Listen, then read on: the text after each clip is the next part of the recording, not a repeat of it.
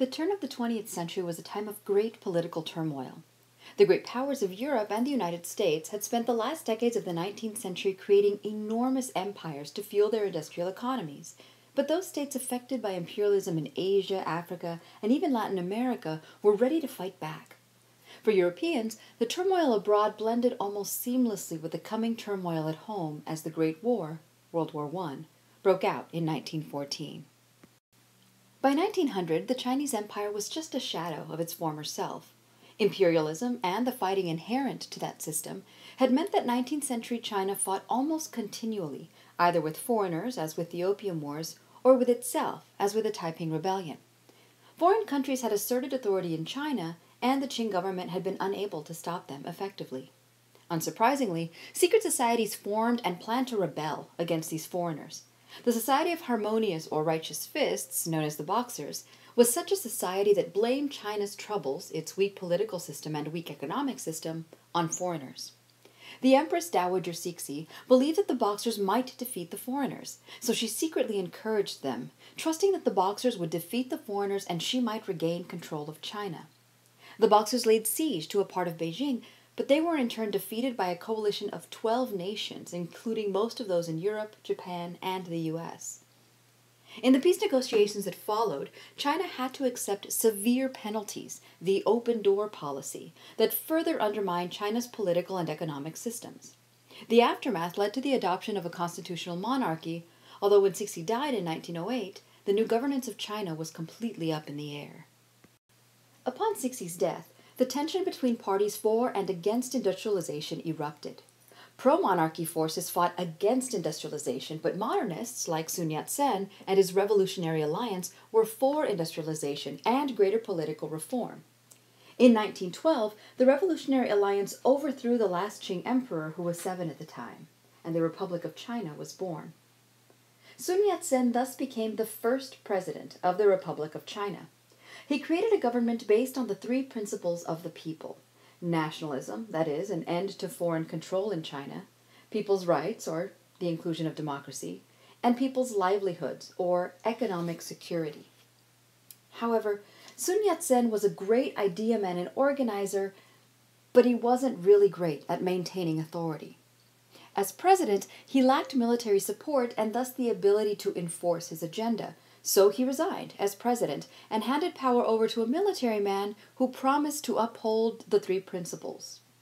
However, his successor betrayed the 3 principles and became a dictator, a move which sparked widespread revolt and led to political and military chaos. Sun tried to retake the government by force, but he couldn't control the entire nation effectively. As a result, he formed a new party, the Kuomintang, which tried to regain authority through alliances. But the Chinese warlords who controlled parts of the countryside proved to be formidable obstacles to Chinese unity throughout the 19-teens. A similar chaotic situation was emerging across the Pacific in Mexico. In the late 19th century, Mexico's government had allowed for extensive American investment in Mexico at the expense of Mexican businesses and entrepreneurship. By the turn of the 20th century, many Mexicans were fed up with the situation and they sought to correct it.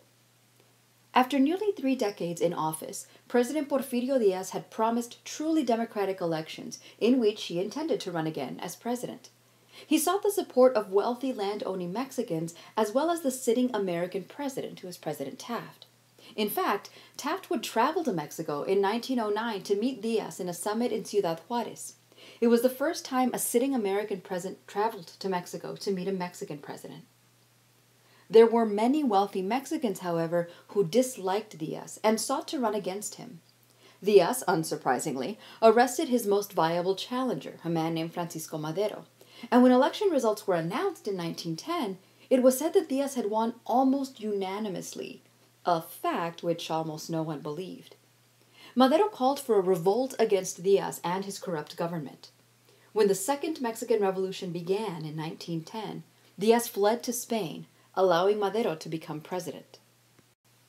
While some welcomed the arrival of a new president, many campesinos, poor Mexicans, were still critical of the government and wealthy landowners.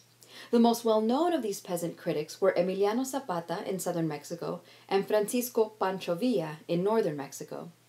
They were part of agrarian rebels and part social rebels.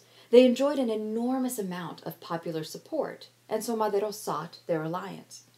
Zapata operated from the southern state of Morelos, where he organized mestizo and indigenous communities against the Mexican government, which was corrupt. His goal was to rebuild traditional village communities from lands taken by the government or from foreign interests. Villa operated from the northern state of Chihuahua, from which he led his army of about 3,000 men. His goal was to take over lands owned by the wealthy and redistribute them among the poor, establishing family ranches. He also wanted to push foreign, and particularly American influence out of Mexico. In 1916, Villa crossed the Mexican border into the United States and raided the town of Columbus, New Mexico, for as yet unknown reasons, but probably to replenish his military supplies. The Villistas were repelled by the U.S. Army, and then the U.S. Army crossed into Mexico to try to capture Villa, but they were unsuccessful. From that point on, while the American government generally supported the goals of the Mexican revolutionaries, Villa was seen as a terrorist agent, and he was pursued by the United States. While these men's agendas sound communist, they weren't.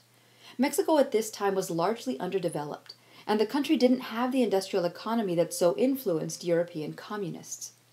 Zapata and Villa were more like the revolutionaries of 1789 France, arguing against the corruption of Mexico's good old boy system, and a system in which the wealthy became wealthier, while the poor simply became poorer.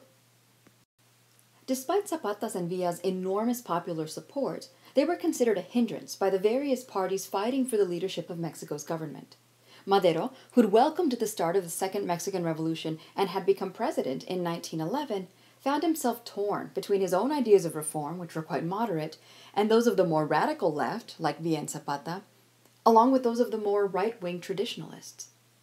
Madero was removed from power in 1913 when a military junta took control of Mexico, insisting that Mexico needed a strong military to deal with the rebel Zapatistas in the south and Villa's army in the north. Madero was assassinated by this junta, which only led to more political chaos and rebellion.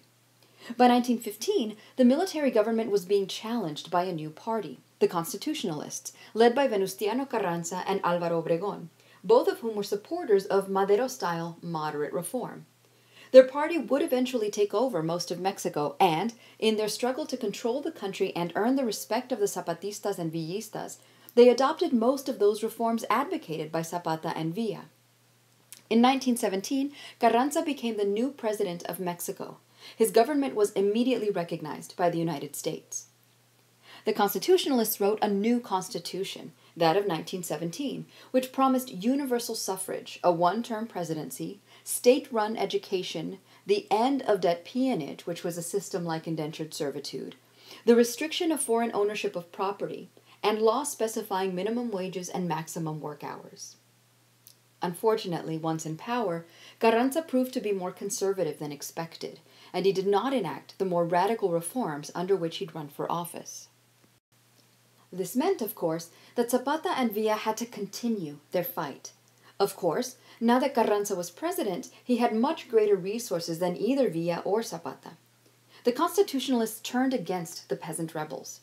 In 1919, Zapata's rebels were defeated and Zapata himself killed by a Constitutionalist army. In 1920, Mexico held its second election of the revolutionary era. Carranza decided not to run for re-election, and instead of endorsing Álvaro Obregón, who'd helped him lead the Constitutionalists to victory, he endorsed an obscure politician who'd served as ambassador to the United States. Obregón and others took this to mean that Carranza planned to remain politically powerful while using others as puppets. As a result, Obregón and his allies renewed the call for revolution. In the aftermath of this renewed revolution, Carranza fled Mexico City. He was ambushed and killed by supporters of Obregón. In December of 1920, Obregón, a great hero of the revolution who'd even lost his right arm in battle, was elected president. Villa retired from raiding in 1920, and he lived on a ranch given to him by the Mexican government until 1923, when he tried to involve himself in Mexican politics once again. He was assassinated that same year. Of course, the political chaos of China and Mexico mattered very little to Europe as we approached the 19 teens. Why? Well, By the end of the 19th century, the traditional concert of Europe had broken down, thanks to the balance of power shifts due to the unifications of both Germany and Italy. Countries scrambled to establish alternate alliance systems which were both defensive and offensive. If we look at Germany, for example, we see the problems in one case study. Bismarck had led Germany's unification through war. Now he wanted peace, but on his terms. Showing that his memory was very long, Bismarck's alliances all focused on isolating France. Yep, Napoleon's influence was still being felt almost 100 years later. Now, despite having fought a war with Austria in the 1860s, the two countries allied in 1879 and in 1881, they added Italy to this alliance, which was known as the Triple Alliance. Of course, Bismarck recognized that this creation of an alliance, which essentially made Central Europe one big bloc, might be viewed with suspicion by the other continental great powers, France and Russia. He didn't care much about France, but he tried to assure Russia that everything was okay by signing a temporary peace treaty with them. Thus, even though Bismarck had helped to shatter the old concert of Europe when Germany was unified, he was still concerned with maintaining a balance of power. However, Bismarck resigned as Chancellor in 1890 because he and the new Kaiser, Wilhelm II, could not get along. Wilhelm was an ultra-nationalist. He didn't much care about maintaining a balance of power in Europe. He allowed Germany's treaty with Russia to lapse. Russia, nervous about this lapse, then entered an alliance with France. This alliance had the Triple Alliance surrounded on the continent, but since Wilhelm firmly believed in Germany's superiority, he wasn't really concerned. In fact, he was more concerned with the threat that he felt Britain posed to Germany. Wilhelm started building up the German Navy in the 1890s, and he began to speak very competitively about German versus British military power. In response to Wilhelm's rhetoric, Britain starts building up her navy and enters into an alliance with France in 1904. 3 years later, after Russia's defeat during the Russo-Japanese War, Russia becomes a part of this French and British alliance, creating the Triple Entente. One of the more interesting aspects about World War I is that it was in one sense a family affair. Wilhelm, George V, the King of Britain, and Nicholas II, the Tsar of Russia, were all cousins, related by blood or marriage. Wilhelm and George were Queen Victoria's grandsons, George through Victoria's oldest son, and Wilhelm through one of her daughters. Nicholas had married one of Victoria's granddaughters. So all of this wrangling that we see happening in Europe, it's all within one family. In 1908, a year after Russia joined the Triple Entente, Austria-Hungary annexed Bosnia-Herzegovina, which had formerly belonged to the Ottoman Empire. Serbians were outraged. Not only were there Serbs living in Bosnia-Herzegovina, but they worried that Austria might want to annex their kingdom as well.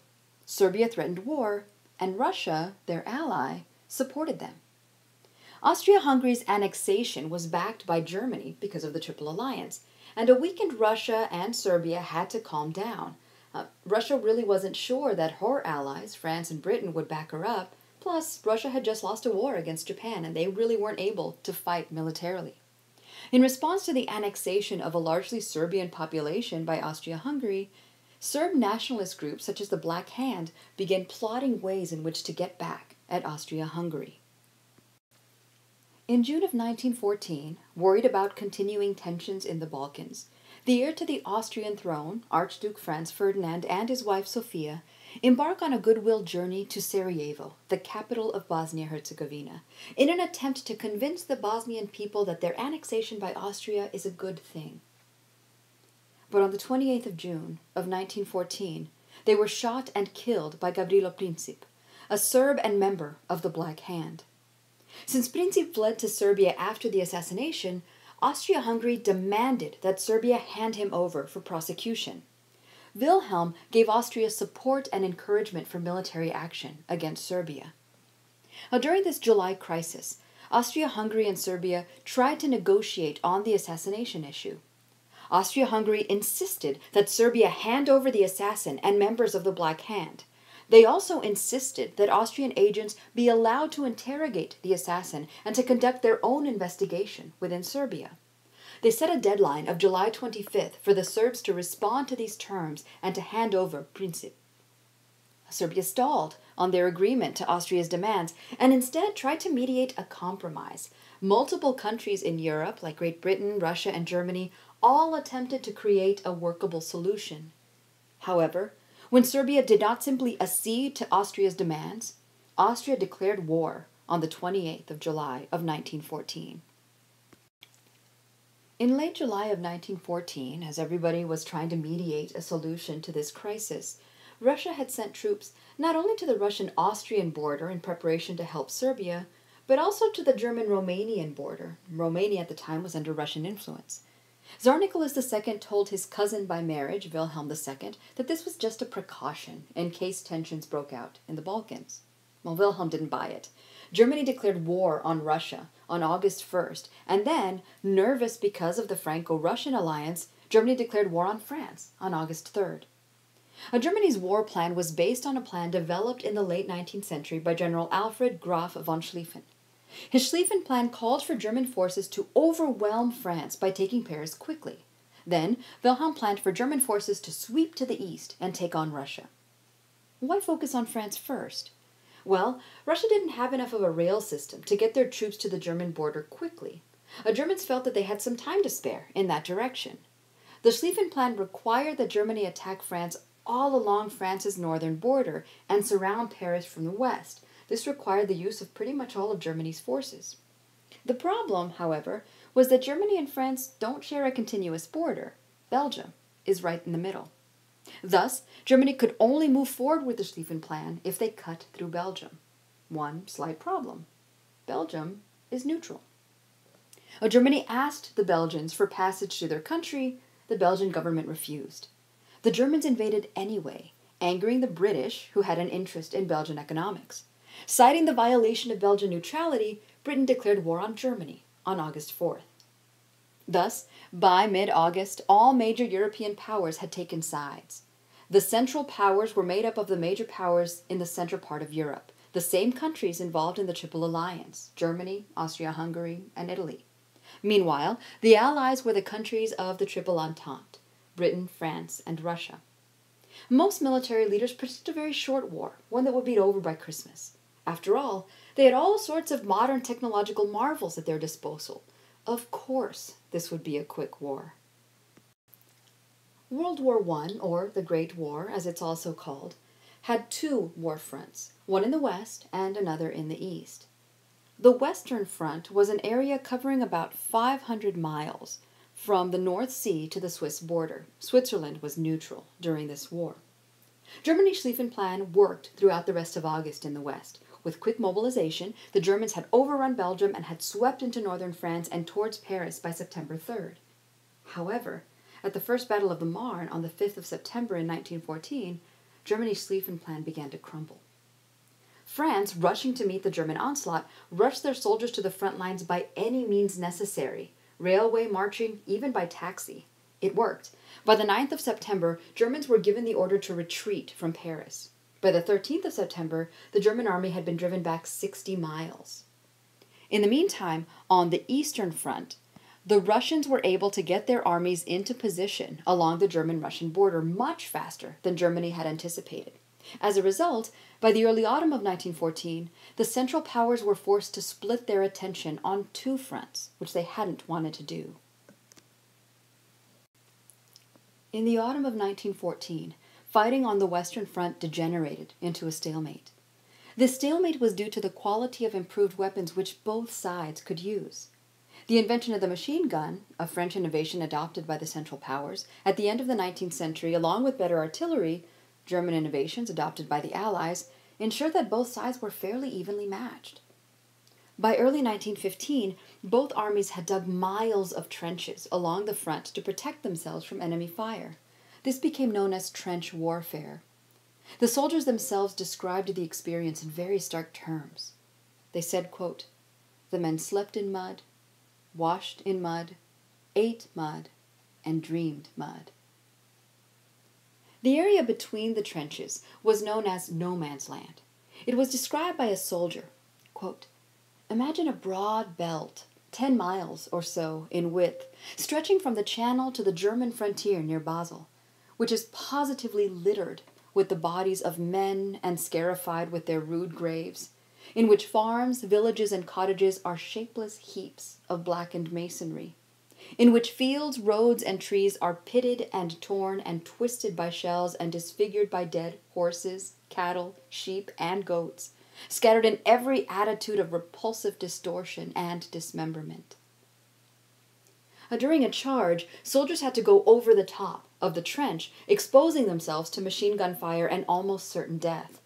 Each soldier carried a rifle, a bayonet, grenades, 170 rounds of ammunition, a gas mask, a shovel, and wire cutters, a full water bottle, food rations, extra clothing, medical supplies, and a portable cooking stove with fuel. The kit bag weighed about 70 pounds. Now, even staying in the trenches didn't guarantee safety. Soldiers wrote, quote, "Shells of all calibers kept raining on our sector. The trenches disappeared, filled with earth. The air was unbreathable. Our blinded, wounded, crawling, and shouting soldiers kept falling on top of us and died, splashing us with blood. It was living hell." The brutality of the fighting along the Western Front frightened the world. The naive certainty that modern innovations would shorten the war proved unfounded, as the new high-tech weapons of war, machine guns, poison gas, and larger artillery, didn't make the war shorter. They just killed more people. The Western Front became a war of attrition, a war in which the victor would basically be the last man standing. The slaughter along the Western Front was very bad. In 1916, during the Somme Offensive, also called the Battle of the Somme, over 1 million men, 600,000 Allied soldiers, and some 485,000 German soldiers were killed between July and November. And all that loss for just 9 miles of gain. 4 for the Germans and 5 for the Brits. The United States had remained neutral until 1917, when Germany returned to a policy of unrestricted submarine warfare, a policy which meant that German U-boats, Underwasser boats, would sink without warning any ships along the British coast. Germany had already been warned by the United States regarding the use of unrestricted submarine warfare as, in May of 1915, a luxury ship called the Lusitania, just hours away from docking off the coast of Ireland, was attacked by a German U-boat. It carried nearly 2,000 passengers, 1,100 of whom, including 128 Americans, died. Germany announced that it attacked the Lusitania because it was carrying ammunition from private individuals meant for the Allies. Turns out that Germans were right about that ammunition, but the American public was outraged by the deaths. Germany chose to stop unrestricted submarine warfare at that time. Although the Central Powers knew they risked involving the U.S. by restarting unrestricted submarine warfare, they thought that they could hold off the United States long enough to starve Britain into defeat. As part of this policy, Germany sank 3 American ships.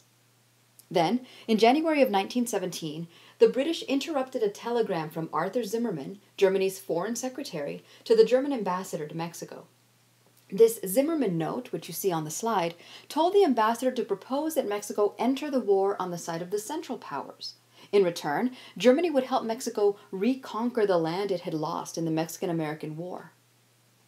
Now, Britain sat on the note for a bit, unknowing that the United States had already intercepted a copy as well.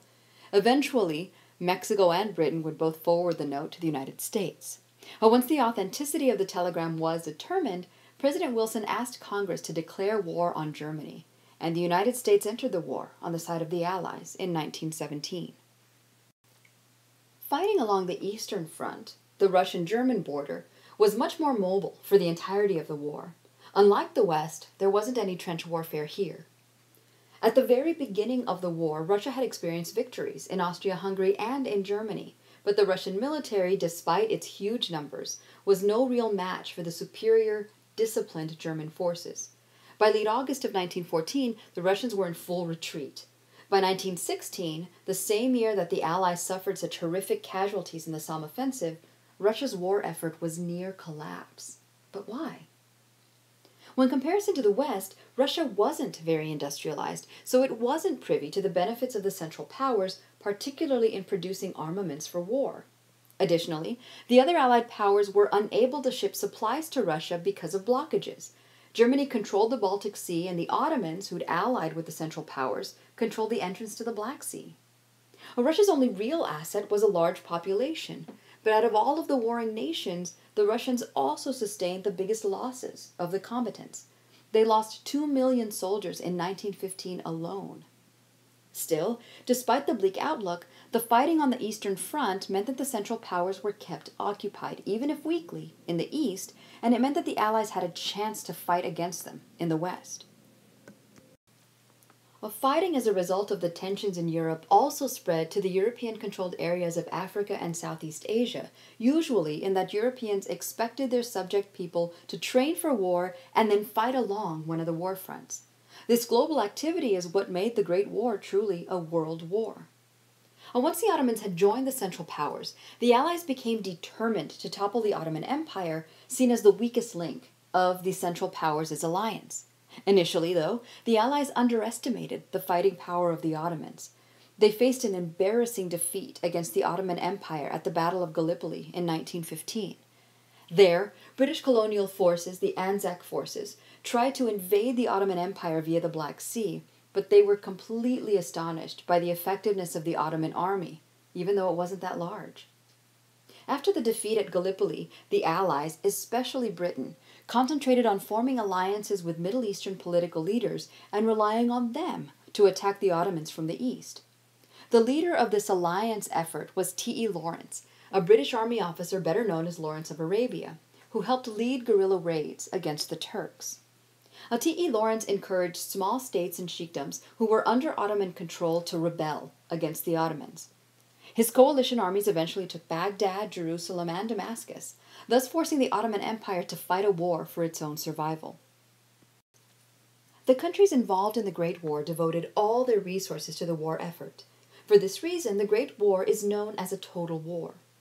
A total war is one in which the governments take control of their nation's economies and direct producers, in this case factory owners, in what to produce and how much of it to make. Employment was at an all-time high as governments encouraged everyone, male and female, young and old, to participate in the war effort at home or on the front lines. To ensure large armies, governments instituted conscription, the draft. They also instituted rationing on the home front so that to devote further resources for their soldiers along the main fronts. People at home were encouraged to plant their own food. These gardens were known as victory gardens. With so many men involved in the war effort, positions opened up for women. It's at this time that some positions, like secretaries and textile workers, become irrevocably, so far, tied to the feminine gender. Women's contributions to the war also allowed for a reevaluation of what women were capable of. In other words, the women's movement received a tremendous boost from the war effort. Governments used propaganda and censorship to keep the focus on the war.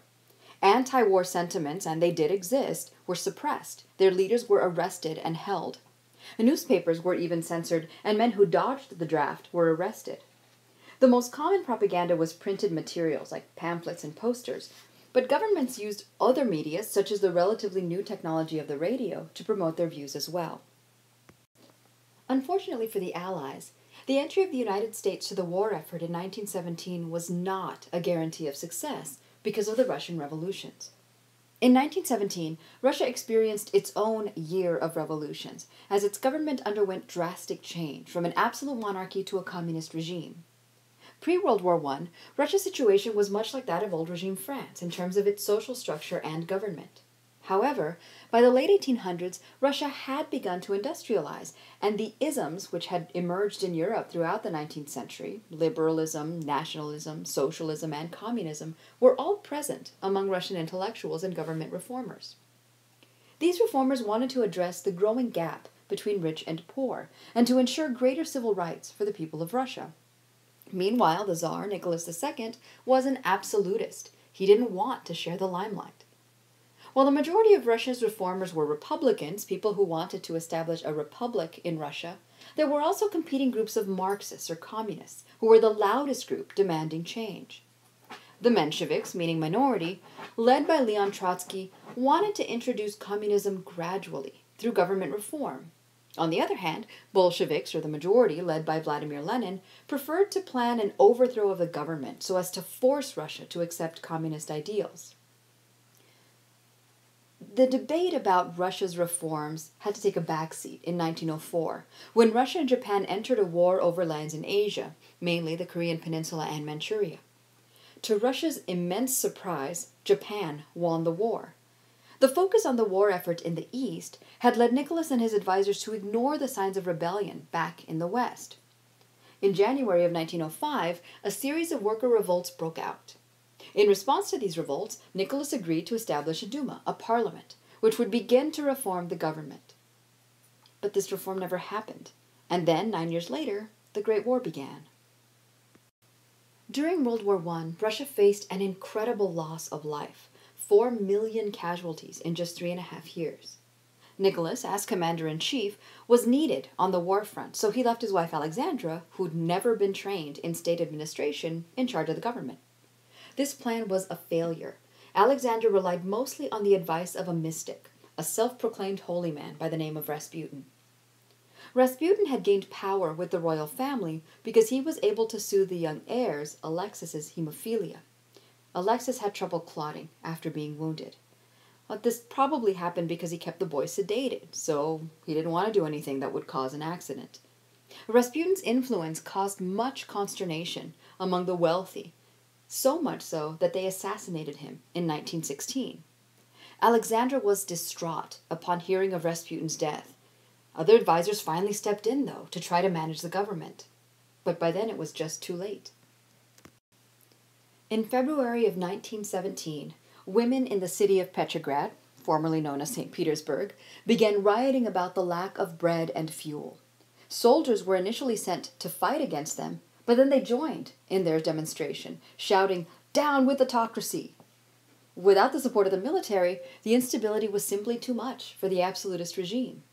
Nicholas II was forced to abdicate the throne, and the Romanovs lost power after holding it in Russia since the 1600s. Later that year, the entire family, yes, including Anastasia, was killed at Yekaterinburg. The reconstituted Duma set up a provisional government. This government made the incredibly unpopular decision to keep Russia in World War I. In the meantime, workers, peasants, and soldiers were called to form Soviets, or local councils, which were then tasked with governing their regions and sending representatives back to the Duma. Germany, sensing Russia's weakness, decided to help the communist cause for their own aims. So as to undermine Russia's continuing efforts in World War I, they offered to transport Lenin, who was living in exile in Switzerland, back to Russia by train.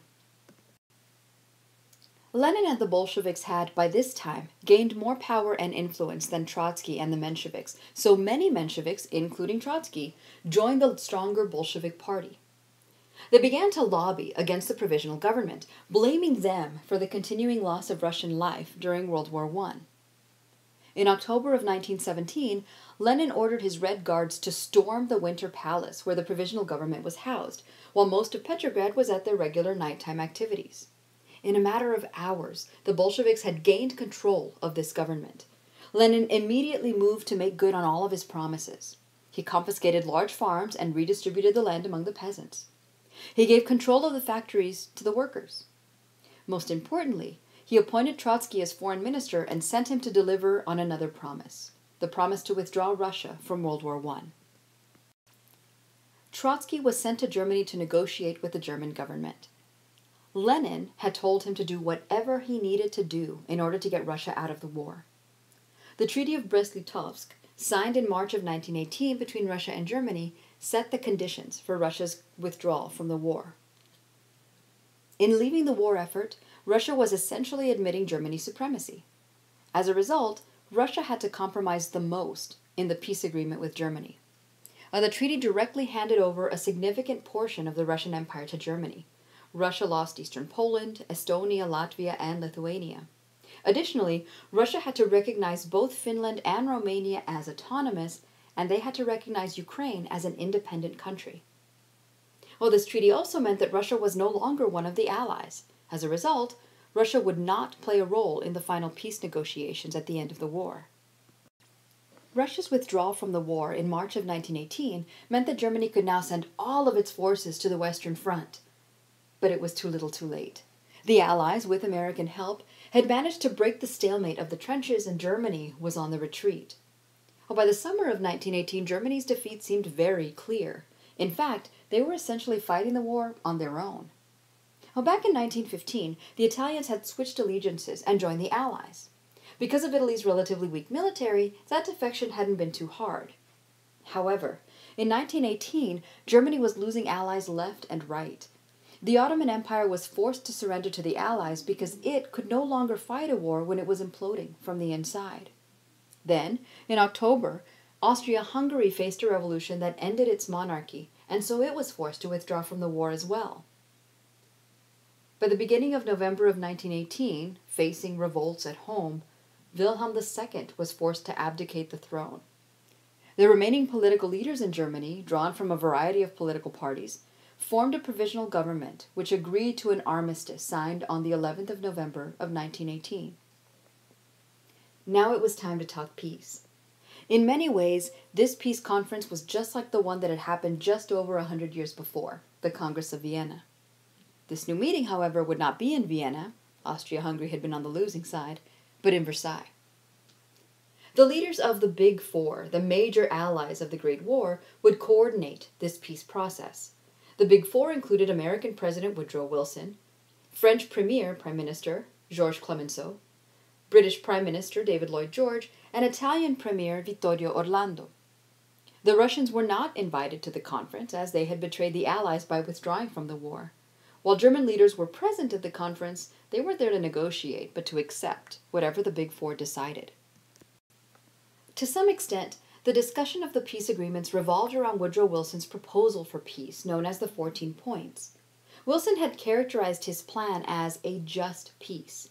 It called for an end to secret treaties, free seas, free trade, reduced national armies and navies, fairness toward colonial people, self-determination so that ethnic groups could form their own states and decide what kind of government they wanted to live under, and a general association of nations, the League of Nations, to discuss major diplomatic issues. However, there were major disagreements with the elements of the 14 Points. Britain and France wanted security above all else, and France wanted to see Germany punished badly. Eventually, Britain and France would really decide the terms of the Allies' peace treaty with Germany, which is known as the Treaty of Versailles. One of the most important provisions is Article 231, the War Guilt Clause that forced Germany to accept sole responsibility for the war. This article ignored the event which had precipitated the war in the first place, the assassination of Franz Ferdinand. In accepting blame, Germany also had to accept limitations on its military and the dissolution of their empire. Basically, they were reduced to a tiny volunteer army of 100,000, a navy of just 12 ships, and no air force. The German Empire in Europe was dissolved, and new nations created from its dissolution. Estonia, Latvia, Lithuania, and Poland all came into existence, and Finland's independence was recognized as well. The treaty also established a new organization, the League of Nations, which was supposed to provide a forum to address future crises, like the assassination of an heir to the throne, with diplomacy instead of war. The League was to have some permanent members, the United States, Britain, France, Italy, and Japan because they had declared allegiance to the Allies. 32 other allied and neutral nations would eventually join as well. Germany would eventually be forced to join. Russia wasn't invited. Besides the new countries created from the German Empire, the Austrian and Ottoman empires were also subdivided into new states, known as the successor states. From the Austrian Empire, the countries of Austria, Hungary, Czechoslovakia, and Yugoslavia were formed. From the Ottoman Empire, the countries of Turkey, Iraq, Iran, or Persia were created. Additionally, the League of Nations established the mandate system, by which the Allies split former German and Turkish colonies in order to maintain them as colonies but remove them from the control of the former Central Powers. The major lands traded were Syria and Lebanon, which France gained from the Ottomans, Palestine and the Transjordan, which Britain gained from the Ottomans, and Tanganyika, or Germany's East African colony, which Britain gained. Of course, the Treaty of Versailles didn't really bring peace for a variety of reasons. The United States, which emerged as the strongest world power after the war, rejected the treaty and the League of Nations. The United States would conclude separate peace treaties with each of the Central Powers. The War Guilt Clause left bitterness within the German population. Other allies, like Italy, directly involved, and Japan, indirectly involved, didn't get what they wanted. Various African and Asian colonies were angry at not having achieved independence, and some of the Central European nations weren't happy with their borders. In short, the treaty was a peace built on quicksand, and it would sink.